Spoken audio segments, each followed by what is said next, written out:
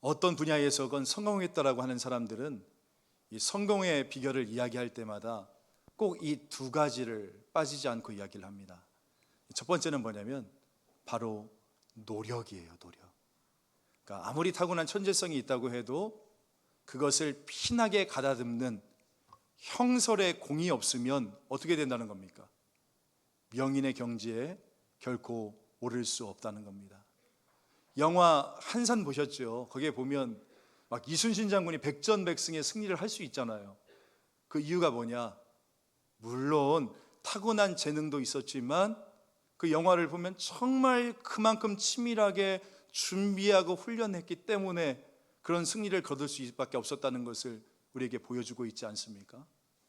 그러니까 시중에 나와 있는 수많은 자기 개발서의 핵심도 다 보면 이 노력에 대한 부분입니다. 성공하는 사람들은 이 노력을 멈추지 않았다는 거예요. 두 번째는 행운이래요. 행운. 그러니까 우리가 흔히 말하는 운이 좋았다, 때가 맞았다, 이게 다 그런 뜻이 되어지는 겁니다. 이 행운에는 타이밍이 가장 결정적이지 않습니까? 그러니까 내가 가장 필요하는 바람이 가장 적절한 때에 불어 주어야만 되는 겁니다. 그래서 아무리 재능이 있고 본인의 노력이 치열하다 할지라도 여러분, 때가 맞지 않으면, 이 때를 맞추지 못하면 어떻게 되죠? 꽃을 피우지도 못하고 사그라지는 그런 경우들을 우리가 참 많이 보지 않습니까? 그런데 이 흥미로운 사실이 뭐냐면 실패한 사람들 대부분이 실패의 원인을 노력 부족이라고 하지 않고 운이 없음이라고 거론하고 있다는 사실이에요. 반면에 성공한 사람들은 이 노력과 운을 같이 이야기를 한다는 겁니다. 같이. 그렇습니다. 여러분, 이 노력과 운은 따로 떼어서 생각할 게 아닙니다. 살다 보면 이 행운이라는 것이 우리에게 한두 번의 결정적인 기회를 줄 수는 있어요. 그렇죠? 그런데 떠먹여준다고 다 먹는 것은 아니지 않습니까? 그 기회를 잡아타고 비상하려면 엄청난 노력으로 준비해야 되는 것입니다. 그래서 운이 좋은 사람이 계속 좋은 거예요. 왜냐하면 준비되어져 있기 때문에 기회가 오면 붙잡는 겁니다. 이처럼 노력과 운, 이것이 동서고금을 막론하고 뭔가를 이룬 사람들이 가지고 있는 비결이다라는 겁니다. 그런데 놀라운 것은 성경 역시도 여기에 대해서 이야기하고 있다는 거 아십니까? 여러분, 이게 무슨 말이냐면 우리 신자들에게 있어서 세상 사람들이 말하는 운, 이 행운이라는 것을 뭐라고 이야기합니까? 우리는 바로 하나님의 축복 또는 하나님의 섭리라고 우리는 이야기하지 않습니까? 전도서 3장 1절 말씀을 보면 솔로몬이 이런 이야기를 합니다. 천하의 범사가 기한이 있고 모든 목적을 이룰 때가 있다라고 얘기해요. 때가 있다.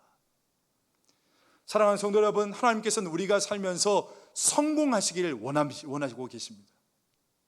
그래서 때가 차면, 이 때가 되어지면 축복의 순간을 오늘 우리에게 보내주세요. 기회를 주신다니까요. 우리의 인생의 흐름을 바꿀 수 있는 기회를 우리에게 주십니다. 여러분 기억하세요. 누구에게나 기회는 반드시 옵니다. 이거 꼭 기억하십시오. 근데 문제는 뭐냐?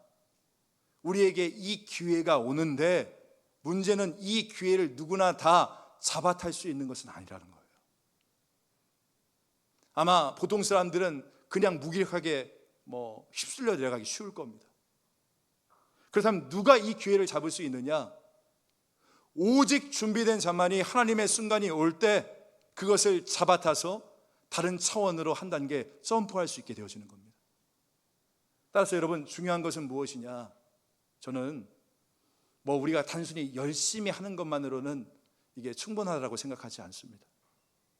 냉정하게 미래를 바라보면서 차분히 준비해 두고 있다가 하나님이 준비한 그 축복의 순간이 우리 인생 앞을 스치고 지나갈 때 그것을 놓치지 않고 잡아타는 능력이 우리 가운데 필요한 거예요. 그러니까 하나님이 주시는 그 축복의 순간을 남보다 더 빨리, 더 강하게 붙잡는 힘, 그 내공, 이것이 우리에게 필요한 것입니다. 왜냐하면 이 순간의 선택이, 이 찰나의 타이밍이 여러분의 인생 속에서 천지개벽의 차이를 만들기 때문에, 사랑하는 성도 여러분, 안개와 같은 미래 속을 살아가는 게 우리의 인생이지만 여러분 기억하십시오. 반드시 여러분에게 하나님의 순간이 찾아옵니다. 찾아올 것입니다. 믿습니까? 아멘. 그렇기 때문에 그 순간을 확실히 믿음으로 붙잡으면 우리의 인생이 한 단계 도약할 수 있다니까요. 혹시 지금 여러분의 삶이 어떻습니까? 뭔가 이루어지지 않아서 어렵고 힘든 상황 가운데 계십니까? 최악의 순간을 보내고 계십니까? 오늘 이 말씀을 통해서 하나님의 주시는 이 특별한 기회를 붙잡기 위해서는 오늘 나에게 어떤 믿음이 필요한가? 이것을 한번 함께 나눠보시고 살펴볼 수 있는 그런 시간이 되어지기를 주님의 이름으로 간절히 소망합니다. 여러분, 오늘 이 본문의 배경이 되어지는 말씀이 35절의 말씀이거든요. 한번 같이 한번 읽어보실래요? 35절 시작. 여리고에 가까이 가셨을 때에 한 맹인이 길가에 앉아 구걸하다가.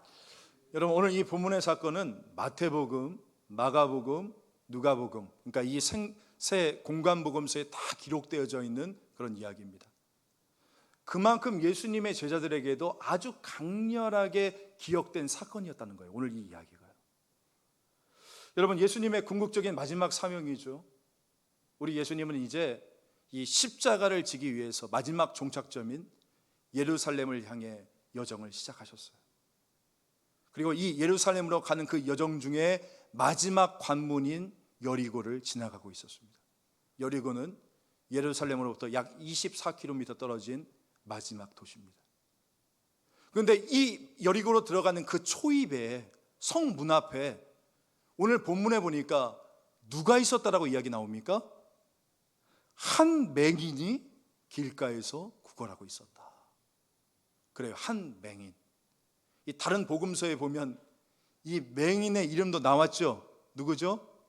바디메오라 이야기 나옵니다. 한 시각장애인이 언제나 그랬듯이 구걸하고 있었습니다.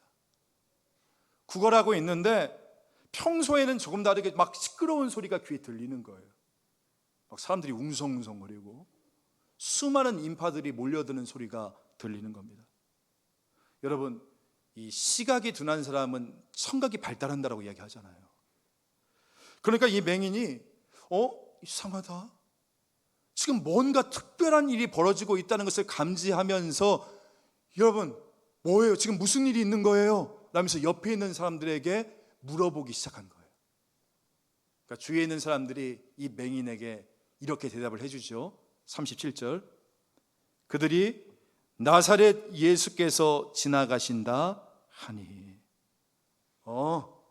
나사렛 예수가 지금 지나가신대, 이렇게 이야기를 해주고 있는 거예요. 여러분, 우리가 복음서를 읽다 보면 예수님께서 특별히 지나가시는 때가 있다는 것을 우리가 발견하게 되어집니다. 그리고 예수님이 지나가시면 사람들이 가까이에서 이 예수를 보고자 애를 쓰곤 했어요. 그 사도행전 18장 15절 말씀을 보면, 누가복음이죠. 누가복음 18장 15절 말씀만 봐도 사람들이 예수께서 만져주심을 바랐다라고 되어 있는데, 그러니까 사람들이 얼마나 갈급한 마음으로, 이 간절한 마음으로 예수님께 접근을 해서, 그렇죠, 우리가 알고 있는 대로 옷자락이라도 한번 붙잡아 보자, 예수님의 발치에서 음성을 들으려고 했고 그 치유의 기적을 경험하기를 원하지 않습니까? 그만큼 간절히 주님 앞에 나왔다는 거예요. 나왔다. 어떤 이들은 이 내면에 있는 영혼의 갈증 때문에 예수님께 나왔습니다. 어떤 이들은 육신의 질고 때문에, 어떤 이들은 가족이 아파서, 어떤 이들은 내 힘으로 아무것도 할 수 없어서 예수님께 나왔어요. 왜요? 그 기회를 뭐 하기 위해서? 붙잡기 위해서. 인생 역전을 꿈꾸며 지금 내 앞을 지나가고 있는 이 예수님을 붙잡기 위해서 나왔다는 겁니다. 붙잡기 위해서. 자, 이처럼 여러분, 우리가 인생길을 걷다 보면 나사렛 예수가 우리 앞을 지나가실 때가 있다는 거예요. 제가 오늘 이 본문을 통해서 여러분에게 드리고 싶은 첫 번째 이야기가 바로 이것입니다. 한번 저를 따라해 보실까요? 예수님께서 내 삶 속으로 걸어오실 때가 있다. 그래요. 이 맹인 옆으로 오늘 지나가듯이 우리의 인생 앞을 지나가실 때가 있다는 겁니다. 실제로 이 순간은요, 누군가에게는 우리가 지금 준비하고 있는 새생명 축제 같은 전도 집회가 될지도 모르겠어요. 또한 아니면 이제 내일부터 있을 봄 말씀 사경회라든지, 아니면 이 주일 예배라든지, 금요 성령 집회라든지, 그런 시간일 수가 있다는 겁니다. 근데 분명한 것은 무엇이냐면 바로 이때 주님께서 누군가의 그 앞을 지나가실 바로 이때는 성령께서 강하게 임재하시고 하나님의 말씀이 내 심령과 배부를 찔러 쪼개는 역사가 일어나요. 하나님이 우리의 인생 앞을 지나가십니다. 그래서 실제로 주 예수님께서 오늘 이 자리 나와 함께하고 계심을 충만하게 느끼게 되어집니다. 그래요, 여러분. 예수님께서 여러분의 앞을 지나가시며 예수님께서 여러분의 인생 한복판을 걸어오시면 여러 가지 다양한 형태의 은혜가 임하기 시작합니다. 아직 예수님을 영접하지 못한 분에게는 구원의 기회가 되기도 하고요, 또한 믿음이 식어버리고 심령이 냉랭해져서 굳어져 있는 그런 사람에게는 다시금 그 심령이 새롭게 되어지는, 영혼이 갱신되어지고 심령의 부흥이 다시 한번 뜨겁게 일어나는 그 놀라운 축복이 부어지는 겁니다. 은혜가 임하게 되어지는 거예요. 그래서 여러분 기억하십시오. 예수님이 내 앞을 지나가는 순간은 여러분 인생의 최고의 축복의 결정적인 순간이 되어지는 겁니다. 믿습니까? 아멘. 여러분, 이것을 바울이 알았어요. 이것을 안 바울은 예수님께서 지나가신 그때에 대해서 이렇게 이야기를 합니다. 우리 고린도후서 6장 2절 말씀 한 목소리 한번 읽겠습니다. 시작. 이르시되 내가 은혜 베풀 때에 너에게 듣고 구원의 날에 너를 도왔다 하셨으니 보라 지금은 은혜 받을 만한 때요 보라 지금은 구원의 날이로다. 여러분, 예수님이 내 곁을 지나가실 때, 예수님이 여러분의 삶으로 걸어오실 때, 이때가 어떤 때라고요? 보라 지금은 은혜 받을 만한 때요 보라 지금은 구원의 날이로다. 할렐루야. 그런데 문제는 뭐냐면 예수님께서 이렇게 영광스럽고 정말로 주 예수께서 임재하신, 정말 내 옆을 지나가시는 바로 그 시간을 대하는 우리의 태도가 문제라는 겁니다. 여러분, 저는 예수님께서 지나가시면 사람들이 정확하게 두 가지의 상반된 태도를 취하게 된다고 생각합니다. 첫 번째는 뭐냐? 먼저 반응하지 않습니다. 예수님이 그 앞을 지나가는데 반응하지 않는다는 거예요. 왜죠? 뭐 살면서 크게 어려운 부분이 없으니까, 궁핍함이 없기 때문에, 영적인 목마름이 우리 가운데 없는 거예요. 그래서 예수님이 내 앞을 지나가는데도 반응하지 못해요. 아마도 이 자리에도 그런 분들 계실 거요. 이렇게 예배의 자리 가운데 나와 있지만 내가 정말 예수 그리스도 앞에서 나의 전 인격을 다하여 예배 드려 본 적이 있는가? 아니면 그저 냉랭한 심령으로 관찰차처럼 저 사람 자고 있나, 예배 드리고 있나, 3인칭인 것처럼 지금 옆에 있는 사람은 하나님의 영광을 바라보고 그 임재를 누리고 있는데 나는 그것에 대해서 전혀 반응하지 못하고 전혀 느끼지 못한 채로 지금 예수님께서 내 인생의 한복판으로 걸어오고 계신데 그 축복의 결정적인 순간을 오늘 이 예배 가운데서 그만 놓치고 있는 사람들이 너무나 많이 있다는 것입니다. 너무나 안타깝죠. 너무나 안타까워요. 진짜 축복의 순간이 나에게 오는데, 내 삶을 역전시킬 수 있는 그런 기회가 주어지는데 그것을 눈앞에서 그냥 보내버리고 마는 겁니다. 이런 분들이 우리 가운데 얼마나 많이 있습니까? 반면에 오늘 본문에 나와 있는 이 맹인과 같은 부류가 있다는 겁니다.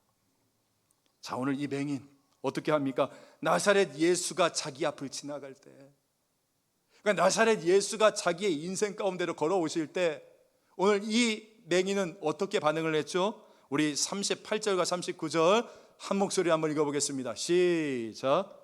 맹인이 외쳐 이르되 다윗의 자손 예수여 나를 불쌍히 여기소서 하거늘 앞서가는 자들이 그를 꾸짖어 잠잠하라 하되 그가 더욱 크게 소리질러 다윗의 자손이여 나를 불쌍히 여기소서 하는지라. 여러분, 그 전까지는 그냥 가만히 앉아 있었잖아요. 아무런 소망도 없이, 미래도 없이, 이 축복에 대한 갈망도 없이. 그런데 나사렛 예수가 지나간다 하니, 예수가 지금 그 앞을 지나간다고 하니까 어떻게 바뀝니까? 진짜 영적인 갈망을 가지고 지금 반응하기 시작하지 않습니까? 다윗의 자손 예수여 나를 불쌍히 여기소서. 그가 얼마나 크게, 얼마나 간절하게 소리를 쳤냐면, 여러분, 여기서 사람들이 보니까 너무나 시끄러우니까 뭐라고 했어요? 잠잠하라라고 꾸짖었다라고 나옵니다. 근데 여기서 나오는 꾸짖었다는 단어가 일전에 사람들이 어린아이를 데리고 예수님 앞에 막 나오니까 그걸 본 제자들이 꾸짖었다라고 얘기하거든요. 그 꾸짖었다와 같은 단어를 쓰고 있어요. 그러니까 엄청 강하게 제지했다는 거예요, 이 맹인에게. 야, 너 따위가 여기서 소리 지르냐? 너같이 천박한 자가 여기서 감히 시끄럽게 떠들어? 확 끌어내버릴라. 좀 위협하는 거예요. 협박하는 겁니다. 그렇다면 이에 대한 맹인의 반응은 무엇이었습니까? 39절에 보니까 더욱 크게 소리질러, 더욱 크게 소리질러 다윗의 자손 예수여 나를 불쌍히 여기소서 하니. 바로 이 간절함, 저는 이 긴급함이라고 보고 싶어요. 내가 이 예수를 붙잡아야만 한다라는 그 간절함, 절박함, 그리고 만약에 내게 주어진 이 기회를, 지금 이 순간을 놓치면 나는 죽는다라는 이 긴급함. 여러분, 이것이 이 맹인이 자기의 있는 힘을 다하여 자기의 곁을 지나가는 이 예수를 붙잡았던 거 아닙니까? 사랑하는 성도 여러분, 믿음이란 무엇입니까? 여러분이 생각하는 믿음은 무엇입니까? 믿음은 그 신락 같은 순간을 붙잡는 힘입니다.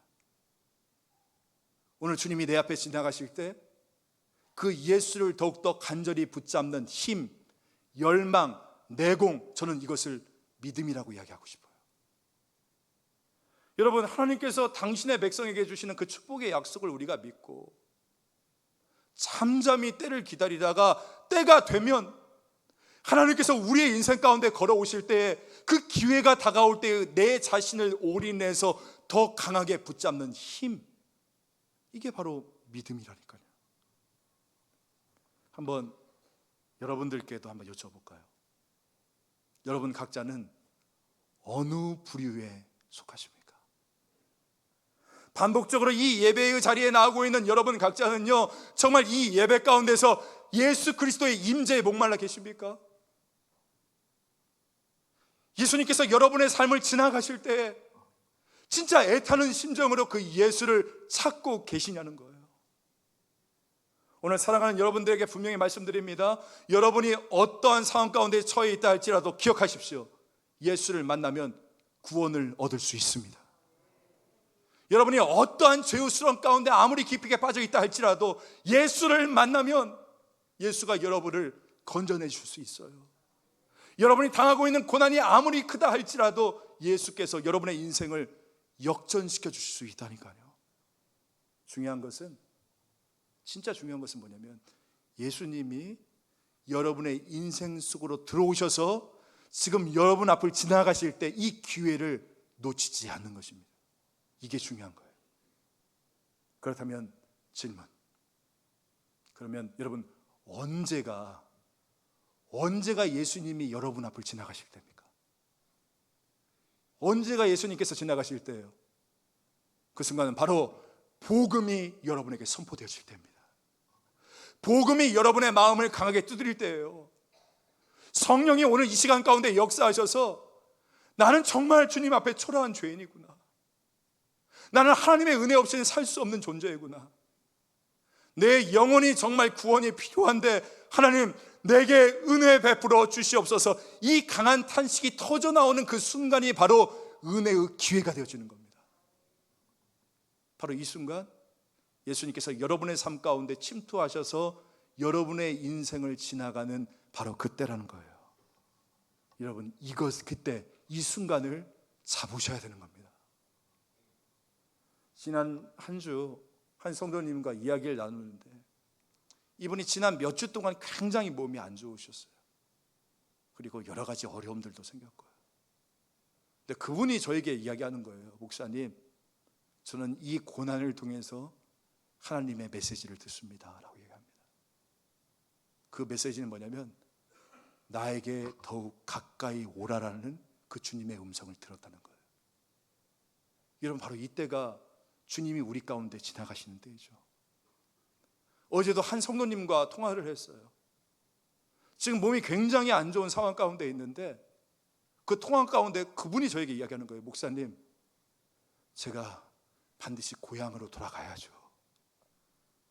제가 지금 잠시 주님을 떠나 있지만 제가 반드시 주님 그 고향으로 돌아가야 된다는 것을 잘 알고 있습니다.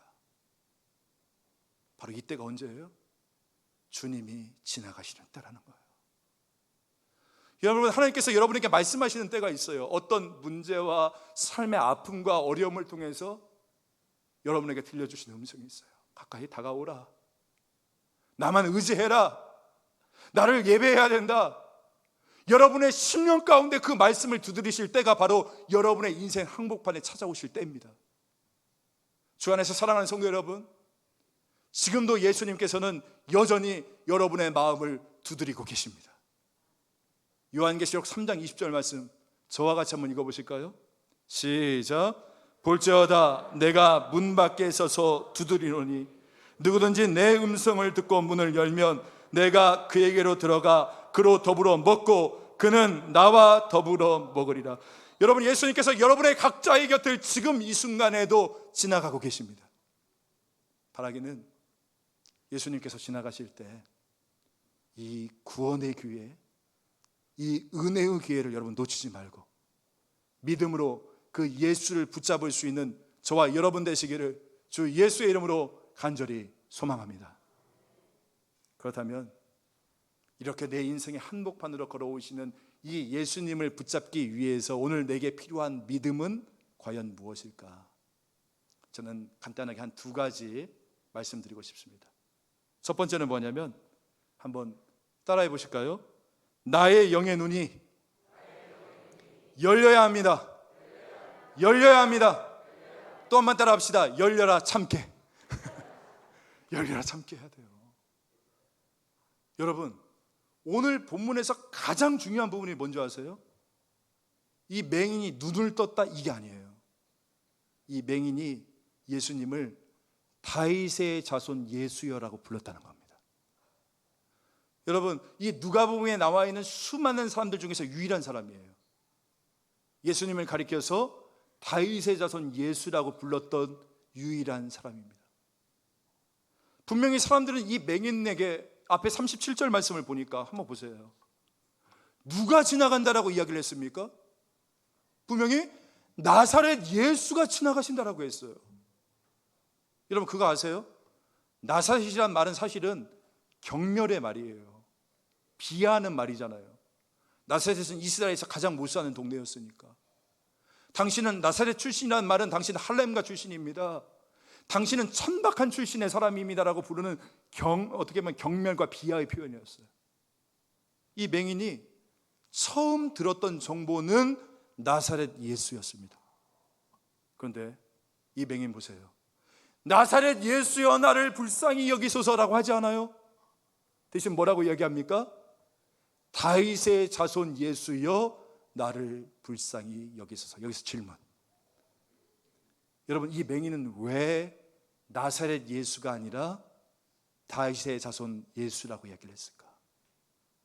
그 이유가 무엇일까? 여러분, 예수님을 어떠한 호칭으로 부르느냐는 그 사람이 가진 현재 예수님을 아는 지식, 그리고 그 신앙 고백을 분명하게 보여주는 것입니다. 여러분, 이것은 오늘 우리에게도 마찬가지예요. 여러분이 생각하는 예수님의 호칭, 여러분이 부르는 그 예수님의 호칭이 바로 여러분의 신앙인 겁니다. 우리 지난번에 살펴봤지만 한 부자 관원이 예수님을 찾아오지 않습니까? 그가 예수님을 찾아와서 뭐라고 불렀습니까? 누가복음 18장 18절 말씀 같이 한번 읽어볼까요? 시작. 어떤 관리가 물어 이르되 선한 선생님이여 내가 무엇을 하여야 영생을 얻으리이까? 뭐라고 불러요? 선한 선생님이요. 소크라테스나 공자처럼 선한 선생님이요, 당신은 4대 성인 중에 한 명입니다, 그렇게 이야기를 하고 있는 것이에요. 그는 보았으나 사실은 보지 못하고 있었던 겁니다.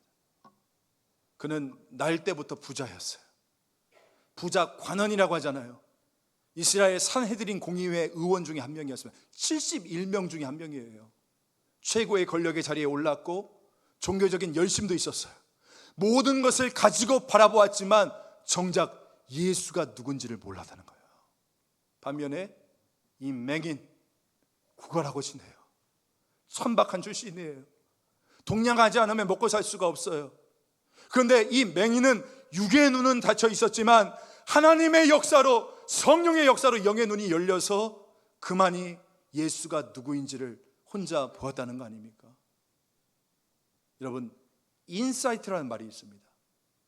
사이트라는 말은 본다라는 뜻이에요. 인이라는 것은 속을 본다는 겁니다. 그러니까 이것을 우리나라 말로 바꾸면 통찰력이라고 얘기할 수 있겠어요. 통찰력. 지금 수많은 사람들은 봤지만 이 영적 통찰력을 가지지 못했어요. 그래서 예수가 누군지를 몰라요. 그런데 오늘 이 사람은, 맹인은 비록 육의 눈은 보지 못했지만 영적 통찰력이 열려서 예수가 누군지를 보았다는 것입니다. 여러분, 누가 맹인입니까? 누가 진짜 맹인인 것입니까? 여러분에게도 한번 질문해 볼게요. 여러분은 예수가 누군지를 바라보고 계십니까? 예수님이 선한 선생님입니까? 랍비입니까? 아니면 내 인생의 구세주 되시는 예수 그리스도입니까? 여기서 다윗의 자손이라는 의미는 무슨 뜻이냐면 다윗의 후손으로 오실 메시아라는 뜻이에요. 그리스도라는 뜻이에요. 이 의미는 당신이 나의 메시아 그리스도 되십니다라는 믿음의 고백이었다는 것이에요. 사랑하는 성도 여러분, 믿음의 첫 번째가 이 순간을 붙잡는 힘이라면 이 믿음의 두 번째는 바로 보는 것입니다. 오늘 내가 예배하는 이 예수가 선생님이 아니라 나의 주, 나의 메시아, 나의 모든 것이 되어지는 것을 분명히 바라보는 것이에요. 그래야 우리가 세상을 붙잡지 않고 예수를 붙잡고 나갈 수 있는 거 아니겠습니까? 여러분, 예수가 누군지 보고 계십니까? 그의 위대하심과 그의 영화로우심을 여러분 믿음의 눈으로 바라보고 계십니까? 저는 무엇보다도 주를 보는 우리의 영적인 안목이 깨어나기를 간절히 소망합니다. 할렐루야! 그럴 때 내가 비록 이 사망의 음침한 골짜기를 거닌다 할지라도 내가 해를 두려워하지 않게 되어지는 거예요.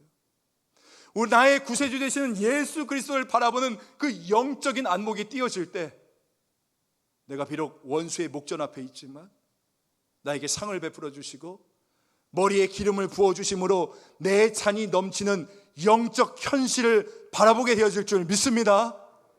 하지만 내 눈에 예수가 안 보이면 뭐가 보이는 줄 아세요? 문제만 보여요. 어려움만 보여요. 거친 세파 가운데 상처받은 내 영혼만 보입니다. 그런데 여러분의 눈에 예수가 보이면 기억하십시오. 예수가 저와 여러분의 구세주가 되어주십니다.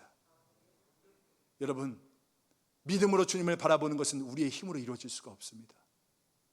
성령께서 역사해 주시는 거예요. 성령이여, 오늘 이 자리 가운데 임재하여 주시어서 주님을 바라보지 못하게 하는, 세상으로 우리를 향하게 하는 우리의 세상의 모든 비늘들을 벗겨 주시옵소서. 같이 고백하며 나갈 수 있는 저와 여러분 되어지기를 간절히 소망합니다. 마지막으로 오늘 우리가 이 하나님이 주시는 기회를 붙잡기 위해서는 우리 다른 어떤 것보다도 이것도 한번 따라해 볼까요? 내 인생에서 가장 본질적인 것을 구해야 된다. 가장 본질적인 것을 구해야 된다. 우리 41절 말씀 같이 한번 읽겠습니다. 시작. 무엇을 하여 주기를 원하느냐 이르되 주여 보기를 원하나이다. 여러분, 저는 이 구절이 너무나 좋아요. 예수님의 질문도 좋고 이 맹인의 대답도 너무 좋아요. 왜냐하면 많은 사람들이 이 인생을 살다 보면 정말 내가 원하는 것이 무엇인가조차도 잊어버리며 살 때가 너무나 많이 있지 않습니까? 그 요한복음 5장에 나오는 38년 동안 베데스가 연못가 가운데 누워있던 그 병자, 오랜 병치레하는 순간 가운데 진짜 내가 원하는 것이 무엇인지를 잊어가며 살아가고 있지 않습니까? 여러분도 이런 경험이 있는지 모르겠어요. 여러분, 내가 뭐 가지고 있으면 행복할 것 같아요? 저도 20대 초에는 스포츠카 있으면 행복할 줄 알았거든요. 우리 여성분들은 7부 다이아 끼면 행복할 거라고 생각하고, 또 호텔 뷔페에 가서 막 맛있게 먹으면 우리 행복할 거라고 생각하잖아요. 하지만 우리는 진짜 행복이 무엇인지 몰라요. 이 시각 장애인도 언제부터 앞을 못 보게 되었는지 모르겠지만 우리 41절에 보면 이 시각장애인이 내가 보기를 원합니다라고 한글 성경은 되어 있지만 원어 성경에 보면 regain a sight라고 나와요. 그러니까 내가 다시 보기를 원합니다라고 이야기합니다. 이 말은 이 맹인이 원래는 봤던 사람이었다는 거겠죠. 시력을 잃어버린 거, 다시 보기를 원합니다.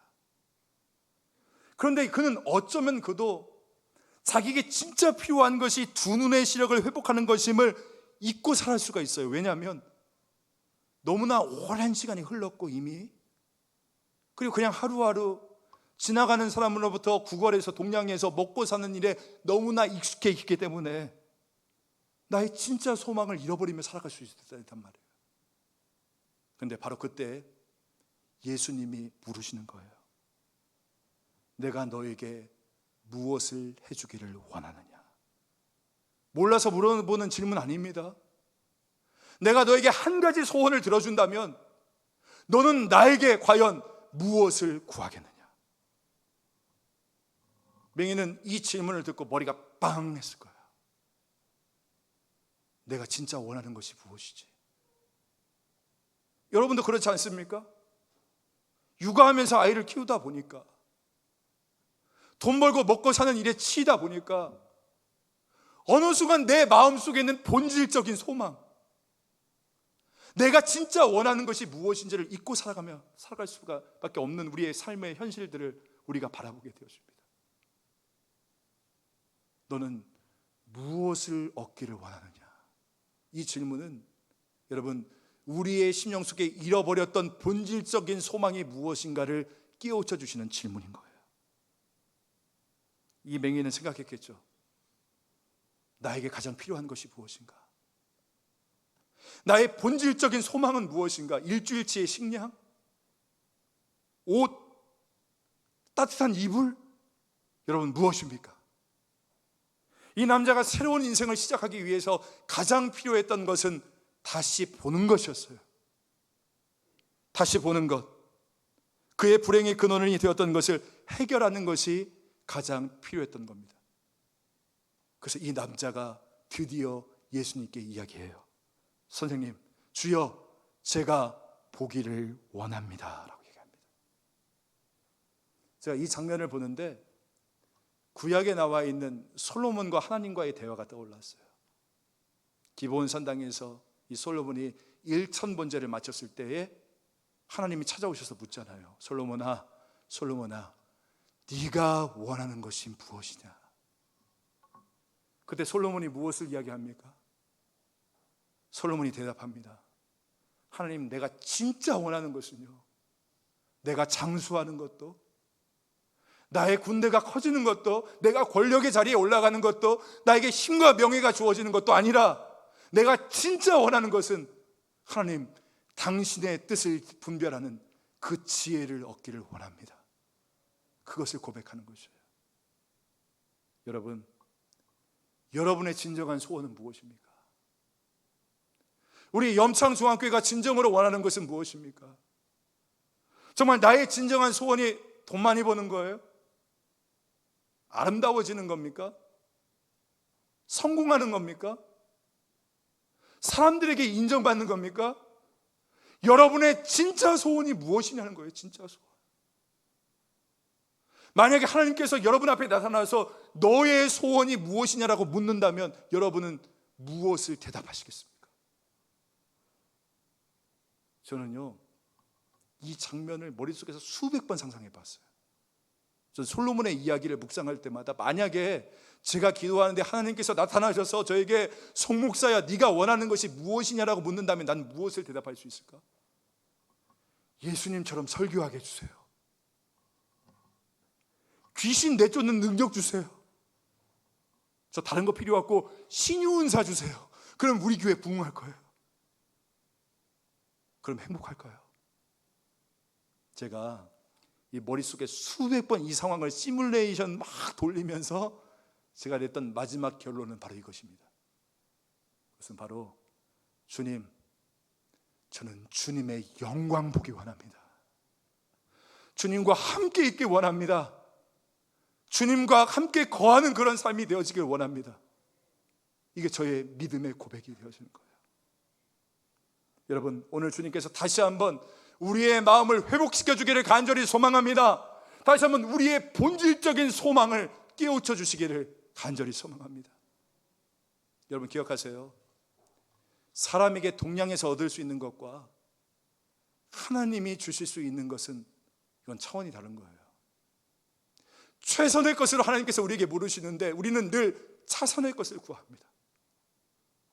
최선의 것이 무엇이냐고 오늘 우리에게 주님께서는 물으시는데 우리는 차선의 것으로 우리의 인생을 꾸역꾸역 채워가고 있어요.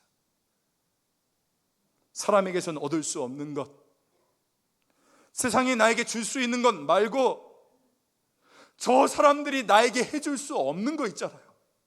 오직 당신, 오직 주 예수 그리스도만이 내 인생의 한복판에서 이루어 줄 수 있는 바로 그것. 주님, 저는 그것만을 원합니다. 주, 내 소망은 주 더 알기 원합니다. 이전보다 더 가까이 가길 원합니다. 오, 주의 품에 기대기만 원합니다. 주의 사랑으로 나를 변화시켜 주옵소서. 이것이 우리의 고백이 되어지기를 간절히 소망합니다. 오늘 너는 무엇을 원하느냐? 주님 여러분에게 물으실 겁니다. 이때 주의 영광 보기 원합니다. 이 거치고 힘든 세상 속에서 예수 그리스도만을 똑바로 바라보길 원합니다. 십자가 예수 당신만을 분명히 선명히 바라볼 수 있는 우리 되어지길 원합니다. 우리 이렇게 고백하며 나아갑시다. 예수님께서 여러분의 인생 앞을 지나가십니다. 오늘 이 예배의 순간을 통하여 여러분의 인생 가운데 걸어오실 수 있어요. 우리 주님께서 여러분 각자 한 분 한 분을 터치하여 주셔서 눈먼 나의 영의 눈이 뜨여지고 그리고 내 마음의 소원이 가장 본질적인 것으로 향할 수 있는 저와 여러분 되기를 주 예수의 이름으로 간절히 소망합니다. 하나님 아버지 감사합니다. 오직 나의 소망은 주님을 더욱더 알기 원하는 것입니다. 주님의 품에 더욱더 기대는 우리의 인생 되어지기 원합니다. 오늘 주님께서 이 말씀을 통하여 나의 인생 한복판으로 걸어오실 때 다시 한번 믿음으로 주님을 붙잡을 수 있는 죄들 되게 하여 주시어서 우리의 영의 눈이 뜨여지고 우리의 모든 마음의 소원이 가장 본질적인 것으로 향할 수 있도록 우리 가운데 하나님의 역사를 베풀어 주시옵소서. 감사드리며 구주 예수 그리스도의 이름으로 기도합니다. 아멘. 우리 다 같이 일어나셔서